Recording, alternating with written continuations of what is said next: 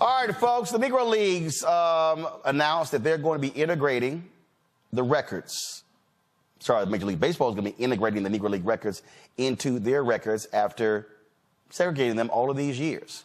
That's right. It took a 3-year research project on Major League Baseball to do this. As a result, Josh Gibson, the great hitter and player in the Negro Leagues, he is now going to be Major League Baseball's career leader with a .372 batting average, surpassing that of vehement racist Ty Cobb, his .367.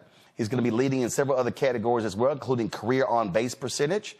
That's going to be another one he'll be topping. And other Negro players will be also career slugging. Other Negro players are going to have their records also recognized. Josh's grandson, Sean Gibson, joins us right now.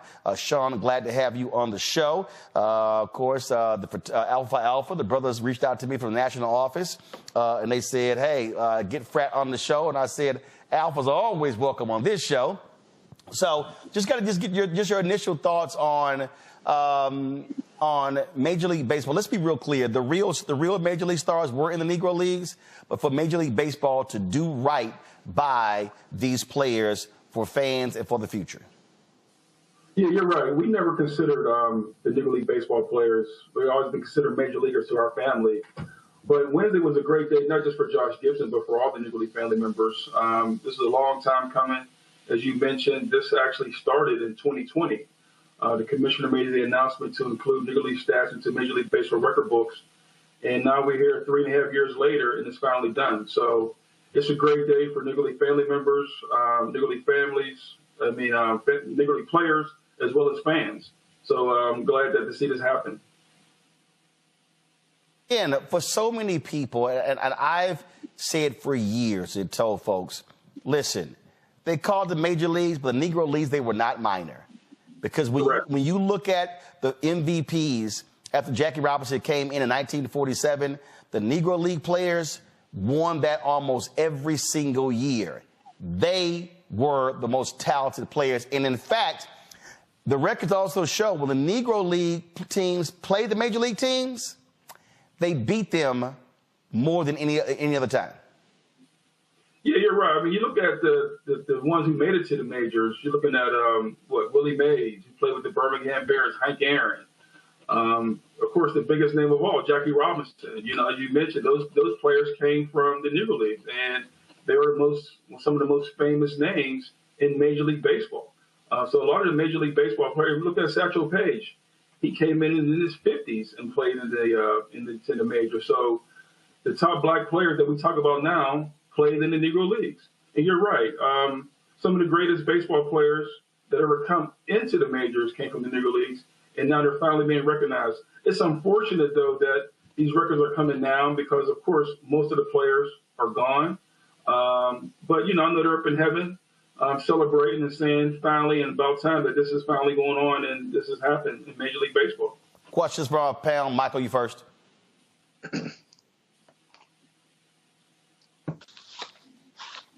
Okay. Hey, thanks for coming on and sharing this information with us. Can you talk about the gentleman's agreement going back to 1887 that actually banned African-American players from Major League Baseball because you did have African-American players before 1887. Can you talk about that some, please? Yeah, for sure. Yeah, you're right. With this ban, you know, we all know who's the famous first baseball player, Moses Fleetwood Walker, right? And we all know he was the most famous in the early 1800s. But again, with segregation going on, it just has that time that happened that they wouldn't allow nobody else, you know. And I'm pretty sure Moses was probably, you know, one of the dominant players back then. And they knew that African-American players can play this game either with the white players or even better. And it was said that, you know, they stopped it back then. But as we all know, Kennesaw Mountain Landis, who was the commissioner of Major League Baseball, denied over 3,400 African-Americans to participate in the major leagues. And so it was just a tragedy that, you know, that these players never had a chance to play. Right. All right. Thank you. So how do you think this might maybe bring black kids back to the sport? My nephew played baseball, but I think part of that, I mean, you know, I know so many people like my grandparents and others who loved baseball, and it was no small part because of Black players, but that representation has been lost, gone. The greatness of these Black players has been largely held up by Black communities. So what do you think this may mean for Black kids' interest and desire to play baseball? Well, I hope this does a great, it does a lot for Black baseball. With these young kids nowadays, there's not a lot of Black kids playing baseball right now. A lot of Black kids are playing basketball and football. But right now we're trying to get more kids playing baseball. There's a new video game called MLB The Show that focuses on the Negro Leagues. So, it's more about educating these young people about the Negro Leagues. But I think right now, even with Major League Baseball, back in the 70s, it was around 27% of African-American baseball players in the major leagues. Now we're down to about 6 or 7%. And so, RBI programs and, like you said, your local communities having teams within the inner city, hopefully this will bring back the game. But also, I think now when you Google who is one of the top players in Major League Baseball, you're going to see people of color who look like them. They're taking the place of the Ty Cobbs and the Babe Ruths. So hopefully now our young people can understand that, learn the history of the game and also play the game can also be a great part of the game with these young people for today. Yolanda? So I think it's about damn time that the Major League Baseball recognizes Black players. But here's the truth. Whenever we go into white spaces, we dominate. All you got to do is look at Venus and Serena, Tiger Woods. You look at when we're allowed. When they had segregated football, they get a Black guy in football. Next thing you know, the Southwest Conference got Black people everywhere because they just want to win. So I would actually not at all be surprised if the white people had to play against the Black people, then Black people probably have all the spaces. That's just what happens. And I'll also say that the Black people, the ones that got into Major League Baseball before it was more of a thing, think of the racism that they had to deal with, the anti-Blackism, how they were treated. So they did these things having to deal with racism from even their teammates. Because trust me, there were people who believed that they were there and they shouldn't be there. But when it comes to are Black kids going to play baseball more, I know, for example, here in Houston, the cost of going to a Major League Baseball game is not affordable. It's just not. But anybody can have a football and they can play football out in the streets.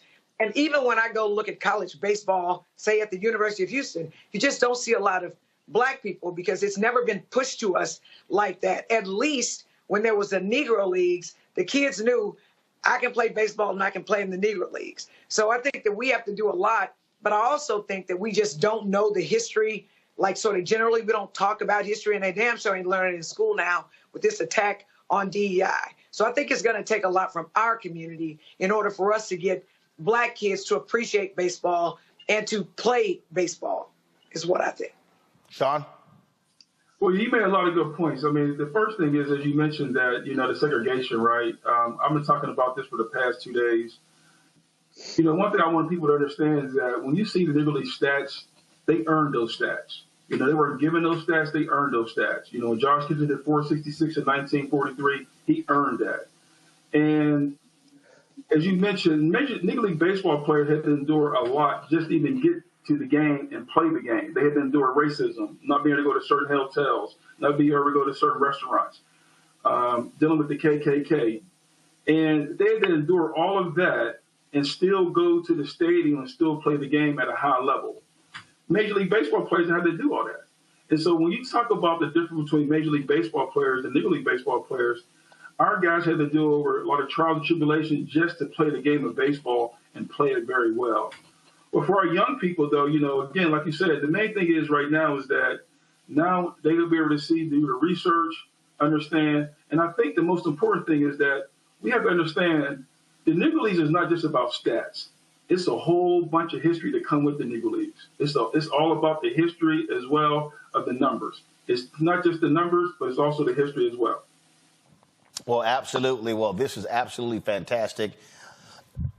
I'm happy for all the descendants of Negro League players, and again, for the new generation of folks to understand and appreciate the fantastic play of these athletes. And so it's always wonderful. For folks who don't know, are there any statues or monuments out there for Josh Gibson outside of the Negro Leagues Museum in Kansas City that if people want to visit? Can you tell them about that? Yeah, there's several. There's a statue in D.C. At the Nat Stadium. People always ask, well, why is there a statue of Josh Gibson in Washington, D.C.? Because the Homestead Grays actually played half their games in Washington, D.C. It was a gentleman's agreement to play half their games in Washington, D.C. There's several landmarks here in Pittsburgh as well. But for all the other Negro League baseball players, there's several landmarks in different cities. St. Louis has a Cool Papa Bell statue. Wilmington, Delaware, Judy Johnson. So there's a lot of things coming up. And actually, coming up this month, Roland, you may or may not know, there's a huge game going on in Rickwood at the Birmingham, which is the oldest stadium. Which is the oldest stadium in the Negro Leagues. And so I co-founded an organization called the Negro Leagues Family Alliance, which is a group of family members who are working together as one voice. We will be in attendance there. Hopefully Willie Mays will be there. And we have two of our other players, excuse me, Mr. Ron Teasley, who's 97 years old, who plays the New York Cubans, who will be there. So we're very excited to celebrate that at the oldest stadium in the Negro Leagues in Birmingham. And that's taking place on Juneteenth, correct? June 20th, yep. June 20th. All right, then. Sean, we appreciate it. Thanks a lot, Frat. Thank you. Appreciate it. All right, folks. This is, so there's one from the Associated Press also. This is the one from CBS News that I posted. Statistics from Negro Leagues officially integrated into Major League Baseball books.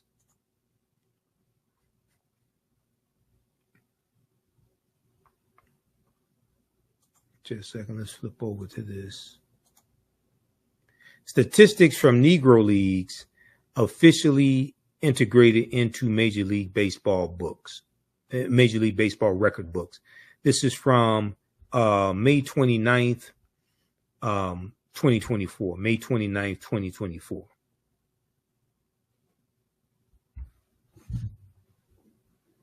From CBSnews.com. I'm trying to close out all these ads and stuff popping, the videos popping up. In a milestone decision, decades in the making, Major League Baseball announced Tuesday that it is now incorporating statistics of Negro Leagues that operated in the 1920s, 30s, and 40s into record books. Okay, Negro Leagues that operated in the 1920s, 30s, and 40s into record books. This initiative is focused on ensuring that future generations of fans have access to the statistics and milestones of all of those who made the Negro Leagues possible, Major League Baseball Commissioner Rob Manfred said in a statement provided to the Associated Press. Black players were barred from Major League Baseball until Jackie Robinson broke the league's color barrier in 1947 when he joined the Brooklyn Dodgers. That breakthrough ultimately led to the Negro Leagues ending play in 1960. Quote, their accomplishments on the field will be a gateway to broader learning about this triumph in American history and the path that led to Jackie Robinson's 1947 Dodger debut. Rob Manfred said in his statement. Now, in 2020, in the wake of America's reckoning with racial injustice following the murder of George Floyd, Major League Baseball announced that it was elevating 7 Negro Leagues that operated from 1920 to 1948 to Major League status, a move at the time meant approximately 3,400 players in those Negro Leagues could be recognized by Major League Baseball for their on-field achievements. Wednesday's announcement, however, will take that a step further. The immediate impact of the incorporation will see Josh Gibson, one of baseball's greatest players, take multiple records from the likes of Ty Cobb and Babe Ruth per CBS Sports. Here's Josh Gibson. This is during the 12th annual East-West All-Star Game of the Negro Leagues. This is 1944. American baseball player Josh Gibson of the East team creates a cloud of dust as he slides into home plate during the fourth inning at Comiskey Park, Chicago, Illinois, on August 13th, 1944. West team's catcher Ted Ratcliffe is visible at right. Now, Josh Gibson will become the all-time leader in career batting average and at 372, passing Ty Cobb's mark of 366, according to CBS Sports. His career 718 slugging percentage will also be the all-time high mark now, surpassing Babe Ruth's previous record of 690, and he'll be the leader in career ops on base plus slugging percentage, with 1.177, passing Babe Ruth's mark of 1.164. Sean Gibson, who was on Roland Martin Unfiltered on Friday with us, Sean Gibson is the great grandson of Josh Gibson. He told USA Today in a statement on Tuesday, when you hear Josh Gibson's name, now it's not just that he was the greatest player in the Negro Leagues, but one of the greatest of all time. These aren't just Negro League stats. They're Major League Baseball stats. Okay. Now, so read the rest of this piece here. And some people are saying, well, the Negro Leagues, those players, they didn't play with the best players. Well, that's what people have been saying about Ty Cobb and Babe Ruth and the rest of them for years. The white players didn't play with the best players. The best players were in the Negro Leagues. They were segregated out of baseball. Now, when we look at this history here, and I brought this up to Sean Gibson, Josh Gibson's great grandson, because I was able to ask him a question. It was a gentleman's agreement in 1887. It was a gentleman's agreement that banned African-American players from being signed to contracts, new African-American players from being signed to contracts in Major League Baseball. It was not a written rule. Okay. There is let me see. I looked at, I was looking at something on this. I think it was, History of Baseball and Civil Rights in America. This is at baseballhall.org. This is Baseball Hall of Fame. And it takes you throughout history. And it talks about the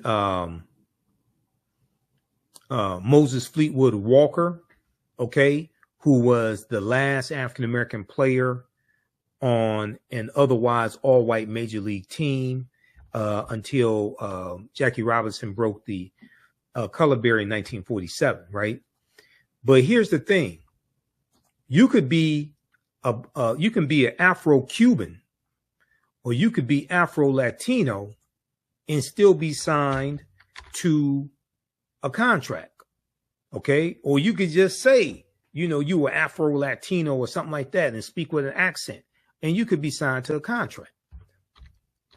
So this was specifically targeting African Americans, and this is, dealing with segregation. This gentleman's agreement was adopted shortly before Plessy versus Ferguson, 1896 U.S. Supreme Court case. The History of Baseball and Civil Rights in America. Okay, this is at baseballhall.org, and it takes you through this history here. 1865, 1876. So during the Reconstruction era, following the Civil War between the North and the South, America experiences an era known as Reconstruction. So we talk about this in my new class that starts up June 23rd that you can register for right now. Black resistance movements from the Haitian Revolution, U.S. Civil War, Civil Rights Movement, Black Power Movement, 1800 to 1968. Okay.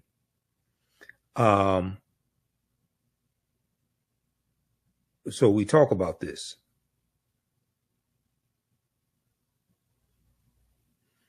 All right, now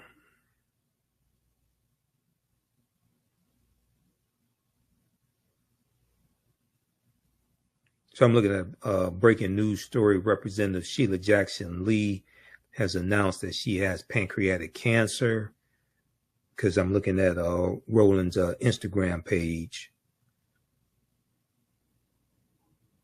Okay, she announces she has pancreatic cancer. Okay, and she has released a statement. All right, so we're praying that she beats that.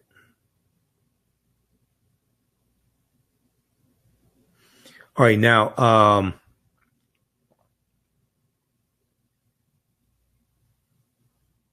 1878, long before Jackie Robinson came on the scene, Bud Fowler becomes the first black professional player to integrate white teams. Beginning in 1878, he will play in the minor leagues as a pitcher, catcher, and second baseman. Although Fowler, born in Fort Plain, a small town in upstate New York, he moved to Cooperstown, future site of the Hall of Fame, as a young boy. 1884, Moses Fleetwood Walker becomes the last black baseball player on an otherwise all-white major league team. Until Jackie Robinson in 1947. 1887, black players like Moses Fleetwood Walker would soon lose their place in baseball. In 1887, major league and minor league team owners adopted a secretive gentleman's agreement, or unwritten rule that said that no new contracts will be given to black ball players. Okay, so this wasn't a written rule. Okay, this was an unwritten rule that shut us out of Major League Baseball. This gentleman's agreement, similar to Jim Crow laws adopted by some American states, effectively forces black ball players out of all professional leagues by 1900. It's the same thing they did with horse racing. We dominated horse racing, won the Kentucky Derbies, won all the major races. The first Kentucky Derby ran in 1875. Oliver Lewis was a 19-year-old former slave. He won that, okay?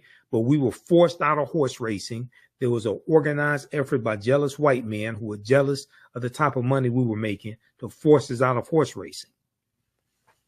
1896 U.S. Supreme Court case, Plessy versus Ferguson, rules that segregation by law is legal and advances the notion of separate but equal. This kind of segregation is known as de jure segregation, by law segregation. But in examining images of segregated water fountains, job advertisements that excluded African-American applicants, and even soda machines that prevented African-Americans from making purchases, this notion of quote unquote equal access and opportunity is proven to be false. Okay, so read the rest of this here. Then they go into the beginning of the Great Migration and World War I, and U.S. involvement in World War I starting in 1917. The history of baseball and civil rights in America. Visit our website, AfricanHistoryNetwork.com, AfricanHistoryNetwork.com. Scroll down, we have my new Juneteenth lecture there. It's a 3-hour lecture. If you register for this class, you're going to get the Juneteenth lecture in digital download format, okay? But you can order it in DVD or digital download format. You can register for the first class I teach, Ancient Kemet, the Moors, and the Ma'afa, Understand the Transatlantic Slave Trade, what they didn't teach you in school. Now, we do the sessions live. All the sessions are archived and recorded. You can go back and watch these anytime. So even after the course is over with, you can still go back and watch the class, okay? A year from now, 2 years from now, you'll still have full access, and you can watch the class. This content is PG-13, so you can use this with your children. Okay, so it's not overly graphic. I don't do a lot of cursing or anything like that. And it's very visual. So there's articles that we reference, books that we reference. I show you usually the book references on the screen, so you don't have to buy any of the books if you don't want to. But register here. We're going to do a class introduction right now. I teach this at my online school, so you can register for this course. Click right here, register for full course at AfricanHistoryNetwork.com. We just posted a link here in the thread of the broadcast. You can also support the African History Network, $ the AHN show through Cash App and through PayPal, paypal.me/the AHN show. That helps us keep doing the research, stay on the air, keep broadcasting, pay some of the bills. This is our official Cash App account, $ the AHN show, SHOW. When you go to it, it'll say Michael. There's some like 5 or 6 fake African History Network Cash App accounts out there that I have identified, like these right here. Oh, and you can click on a Cash App link right here. Here's our QR code. Okay. And then here's our link for PayPal as well. This helps us keep doing the research, stay on the air, keep broadcasting, pay some of the bills, finance our Sunday night show, the African History Network show. I usually do that Sundays, 9 p.m. to 11 p.m. Eastern Standard Time on our social media platforms as well. All right, we have to get out of here. Hopefully you learned a lot today. You can email me through the website if you have any questions, AfricanHistoryNetwork.com. We'll see you in class. Remember, right now is correct wrong behavior. What you do for yourself, what you do to yourself, and what you allow other people to do to you and get away with is based upon what you think about yourself. What you think about yourself is based upon what you have been taught about yourself. What you've been taught about yourself is based upon everything you've read, heard, and seen about yourself. So when you control the radius of a man or woman's thoughts, you can control the circumference of his or her actions, because the mind can't do or teach what it doesn't know. And your understanding of politics is directly related to your understanding of history. Okay, so we'll see you in class. Listen to the African History Network show. And Wakanda, right now is correct wrong behavior. It's not over till we win. Wakanda forever. We'll talk to you next time. Peace.